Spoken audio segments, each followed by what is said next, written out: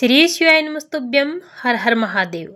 आप सबको पता है कि 7 सितंबर से पितृपक्ष के बहुत ही प्यारे से दिन शुरू हो रहे हैं और आज की वीडियो में हम आपको बताने वाले हैं कि आपको पितृपक्ष में क्या करना चाहिए और क्या नहीं करना है। कौन कौन सी सब्जियां, कौन कौन से फल और कौन कौन से भोजन आपको अपने घर पर बनाने हैं और किन चीजों का उपयोग आपको नहीं करना है। कौन सी सब्जी आपको भूल कर भी अपने घर में नहीं बनानी है। ऐसा कौन सा कार्य है जो आपको पितृपक्ष में हर रोज अपने घर में सुबह करना है और ऐसा कौन सा कार्य है जो आपको हर रोज सोते समय अपने घर में जरूर करना है। महिलाओं को 3 गलती भूल कर भी नहीं करनी है। आज की वीडियो बहुत ही विशेष और महत्वपूर्ण है, इसीलिए आप वीडियो में अंत तक बने रहें। कौन कौन सी चीजें आपको अपने घर में पितृपक्ष के दौरान नहीं बनानी है, इसके लिए आपको सारी चीजें नोट करनी होगी, क्योंकि इसकी एक लंबी लिस्ट है। पूज्य गुरु जी की जो कथा चल रही है, उसी कथा में पूज्य गुरु जी ने बताया था कि आप हर बार गलती करते हैं, लेकिन इस बार आपको गलती नहीं करनी है। ऐसी बहुत सारी चीजें हैं जो पितृपक्ष के दौरान आप अपने घर पर जरूर बनाते हैं और ये चीजें भूल कर भी आपको नहीं बनानी चाहिए। ये गलतियां आपको नहीं करनी चाहिए।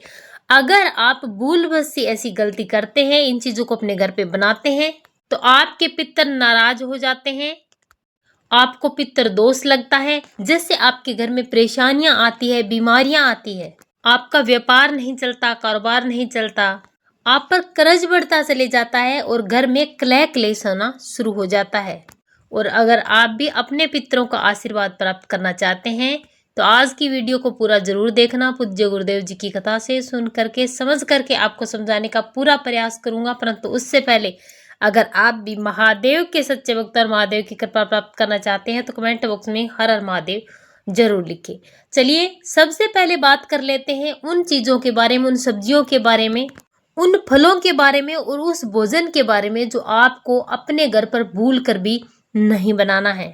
उसके बाद बात करेंगे कि कौन कौन सी सब्जी आपको बनानी है, कौन कौन से फलों का उपयोग करना है और किन व्यंजनों को आपको अपने घर पर बनाना है। ब्राह्मण भोज कराते समय आपको कौन सी विशेष चीज ब्राह्मणों को देनी है और कौन से ऐसे बर्तन हैं जिनमें आपको खाना ना ही तो बनाना है और ना ही आपको ब्राह्मणों को खाना खिलाना है। कौन सी ऐसी चीजें हैं जो आपको पितृपक्ष के दौरान जरूर बनानी है। तो चलिए शुरू करते हैं। सबसे पहले आज की वीडियो में जो लिस्ट हम आपको बताने वाले हैं कि कौन कौन सी चीजों का सेवन आपको नहीं करना है, शायद यूट्यूब पर इतनी सारी चीजें बताई होगी, क्योंकि पूज्य गुरु जी ने अपनी आदि किसी महापुराण की कथा में बताया है, इसीलिए आप इस चीज को ध्यान से नोट कर लें। तो सबसे पहला है राजमा। आपको पितृपक्ष के दिनों में अपने घर पर भूल कर भी नहीं बनाना है। दूसरा है मसूर की दाल। आपको पितृपक्ष के दौरान अपने घर पर नहीं बनानी है। अरहर की दाल आपको नहीं बनानी है। मसूर, अरहर से संबंधित कोई भी चीज का सेवन आपको अपने घर पर पितृपक्ष के दौरान नहीं करना है। गाजर का उपयोग भी आपको पितृपक्ष के दौरान नहीं करना है। कुमड़े का जो फल होता है उसका उपयोग भी आपको भूल कर भी पितृपक्ष के दौरान नहीं करना है। कुमड़ा जिसे काशी फल भी कहते हैं, और इसी के साथ गोल लौकी नहीं बनानी है। ध्यान रखना, ये गोल लौकी के लिए वर्जित है। गोल वाली लौकी आपको नहीं बनानी है। और इसी के साथ आपको बैंगन की सब्जी भी अपने घर पर नहीं बनानी है। बैंगन से संबंधित, बैंगन से जो चीजें बनती है वो आपको कुछ भी नहीं बनाना है। और सलगम भी आपको अपने घर पर नहीं बनाना है। इसी के साथ हींग का उपयोग भी आपको पितृ पक्ष के दौरान नहीं करना है। प्याज का इस्तेमाल भी नहीं करना है और लहसुन का इस्तेमाल भी पितृपक्ष के दौरान नहीं करना है। काले नमक का प्रयोग भी पितृपक्ष के दौरान नहीं करना है। काला जीरे का उपयोग भी नहीं करना है और सिंगाड़े का उपयोग भी आपको पितृपक्ष के दौरान नहीं करना है। सिंगाड़े से जितनी भी चीजें बनाई जाती है उनका उपयोग आपको अपने घर में नहीं करना है। इसी के साथ जामुन का उपयोग भी पितृपक्ष के दौरान नहीं करना है। पिपली का उपयोग आपको पितृपक्ष के दिनों में नहीं करना है। सुपारी का उपयोग भी आपको नहीं करना है। कुल्थी, कैथ का उपयोग भी आपको नहीं करना है। महुआ का उपयोग भी वर्जित है और अलसी का उपयोग भी आपको पितृपक्ष के दिनों में नहीं करना है। पीली सरसों है, उनका उपयोग आपको भूल कर भी नहीं करना है। ये सारी चीजें हैं जिनका उपयोग पितृपक्ष के दौरान आपको नहीं करना है। अब बात आती है कि कौन कौन सी चीजों का उपयोग आपको करना है। इसके अलावा जो बची हुई चीजें हैं उनका उपयोग आपको करना है, लेकिन फिर भी आप जान ले लीजिए वो आवश्यक चीजें जिनका उपयोग आपको पितृपक्ष के दौरान जरूर करना है।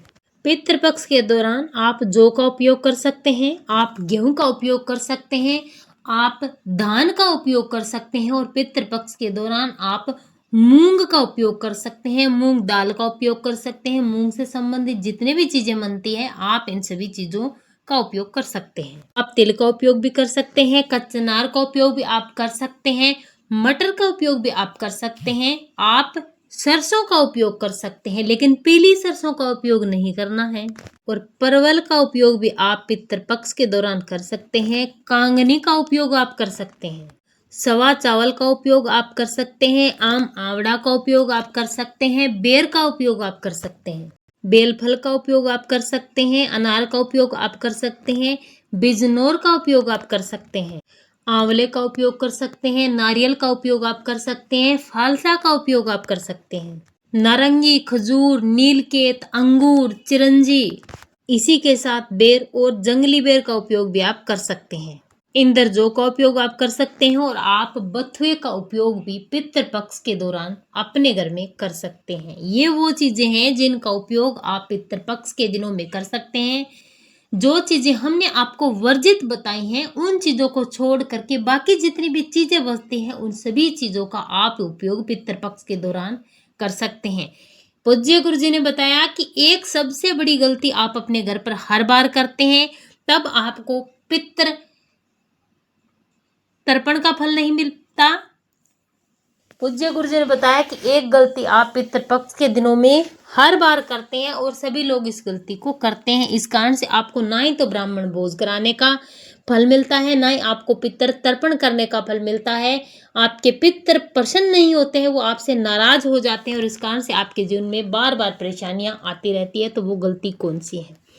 जब आप पितृपक्ष के दिनों में ब्राह्मण भोज करवाते हैं तो आप अवश्य ही स्टील के बर्तनों में ब्राह्मणों को भोज कराते हैं, या फिर जो कंप्लीट बर्तन आते हैं बाजार में भोजन के लिए आप उनका उपयोग करते हैं। लेकिन ध्यान रखना, इन चीजों का उपयोग आपको भूल कर भी नहीं करना है। जब भी आप ब्राह्मण को भोजन कराएं तो सिर्फ और सिर्फ पत्तल पर ही आपको ब्राह्मणों को भोज कराना है। अन्यथा आप किसी अन्य चीजों में जब करवाएंगे तब आपको पितृ दोष लगेगा। कितना भी आप कुछ भी कर लीजिए, आपको अपने पितरों का आशीर्वाद नहीं मिलेगा। इसीलिए आप ब्राह्मण भोज कराते समय पत्तल का ही उपयोग करें। और एक बात का विशेष ध्यान रखना है, अगर आपको अपने पितरों का आशीर्वाद चाहिए, आप चाहते हैं कि आपके पितरों को मोक्ष मिले, मुक्ति मिले, आपके पितर तृप्त हो जाएं, तो आप जब ब्राह्मण भोज कराएंगे और जो आप ब्राह्मणों का आसन लगाएंगे तो उन आसन के आसपास आपको काले तिल थोड़े से छींट देने हैं।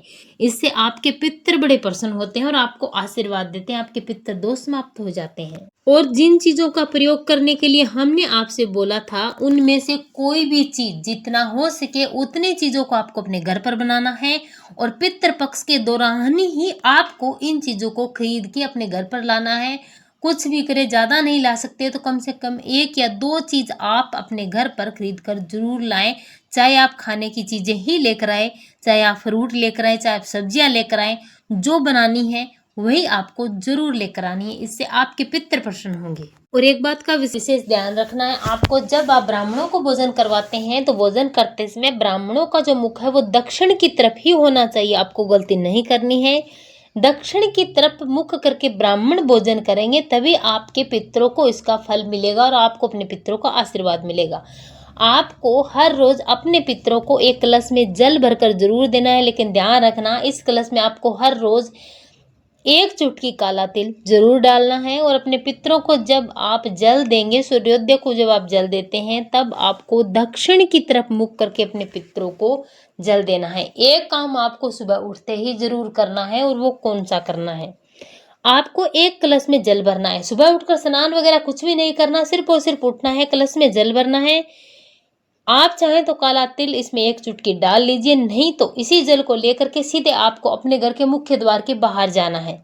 या फिर आप किराए के मकान में रहते हैं, 3rd फ्लोर पर रहते हैं, तो जिस फ्लोर पर आप रहते हैं उसी का जो मुख्य द्वार है वहां पर आपको करना ये नहीं कि जितना बड़ा फ्लोर है और बाहर के दरवाजे पर जाएंगे, नहीं, आप जिस रूम में रहते हैं उसका जो मुख्य द्वार, और अगर अपना खुद का घर है तो अपने घर के मुख्य द्वार के बाहर आपको इस जल को छींट देना है, अपने पितरों का स्मरण करते। अगर आप ऐसा करते हैं तो सुबह सुबह आपके पितर आपके दरवाजे पर खड़े होते हैं और इनको ये जल मिल जाता है तो आपके पितर तृप्त हो जाते हैं और आपको आशीर्वाद देते हैं। शाम को सोते समय आपको एक काम जरूर करना है, एक काम जरूर करना है, एक दीपक लेना है, लंबी बाती लगानी है, गाय माता का घी डालना है, अपने घर का मटका, पिलिंडा, हंडा या फिर अपने घर में आरओ है जहां से आप पीने का पानी लेते हैं, वहां पर दक्षिण की तरफ दीपक की बाती का मुख करते हुए आपको एक चुटकी काला तिल डाल करके अपने पितरों के निमित्त एक दीपक आप अपने घर में जरूर प्रज्वलित कर देना है, जिससे आपके पितर प्रसन्न होते हैं, पितर दोष आपके समाप्त हो जाते हैं, घर में आ रही हर परेशानी का समाधान हो जाता है और आपके परिवार में कभी भी संकट नहीं आता। पितरों का आशीर्वाद आप पर हमेशा बना रहता है। श्री शिवाय तुभ्यम। हर हर महादेव।